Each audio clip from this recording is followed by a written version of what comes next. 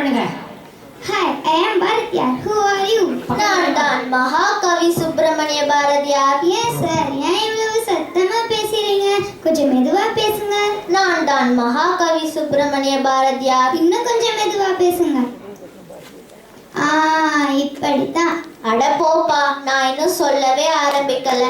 எப்படி இருந்தனா இப்படி ஆயிட்டேன். எப்படி இருந்தனா இப்படி ஆயிட்டேன். என்ன இது, கையில் புத்தகமே காணவில்லையே. புத்தகமா? எல்லாம் என் லேப்டாப்ல ஸ்டோர் பண்ணிருக்கேன். சரி, நான் அப்ப எழுதிய குயில் பாட்டு, கண்ணன் பாட்டு, பாப்பா பாட்டு எல்லாம் ஞாபகம் வச்சிருக்கீங்களா? கண்ணன் பாட்டா? இப்ப மக்கள் எல்லாம் கானா பாட்டு தானே பாடுறாங்க. கானா பாட்டா? அப்படின்னா என்னது? கானா பாட்டு தெரியாதா? தெரியாதே.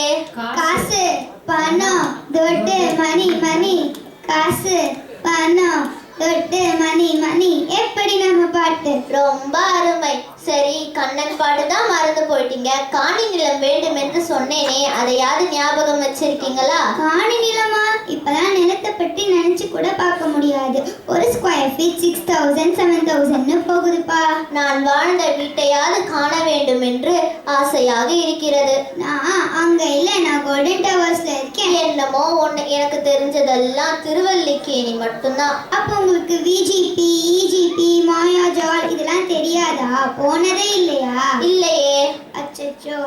நான் அப்ப எழுதிய கேணி அருகில் தென்னை மரம், கீற்றும், இளநீரும் இதையெல்லாம் நாம் காண முடியாதா? கேணியா? யூ மீன் கிணறு? இப்பதான் கிணற பார்க்க கூட முடியாது. குடிக்கிறதுல இருந்து குளிக்கிற வரைக்கும் காசு கொடுத்து தான் தண்ணி வாங்கணும். அப்படியா? நாட்டில் இவ்வளவு நீர் தட்டுப்பாடா? பின்ன எல்லா மரத்தையும் வெட்டிட்டு பில்டிங் கட்டினா என்ன ஆகும்? மரத்தோட அருமை யாருக்கு தெரியுது? சரி, குடிக்க ஒரு குவளையில் தண்ணீர் கிடைக்குமா? குவளையா? இப்பெல்லாம் பெட் பாட்டில் தான். எங்கும் பிளாஸ்டிக், எதிலும் பிளாஸ்டிக். இதனாலதான் சுற்றுச்சூழல் மாசுபடுது. கவலைப்படாதே, இப்ப கூட நம்ம மக்கள் நினைத்தால் இந்த நிலைமையை மாற்ற முடியும். எப்படி?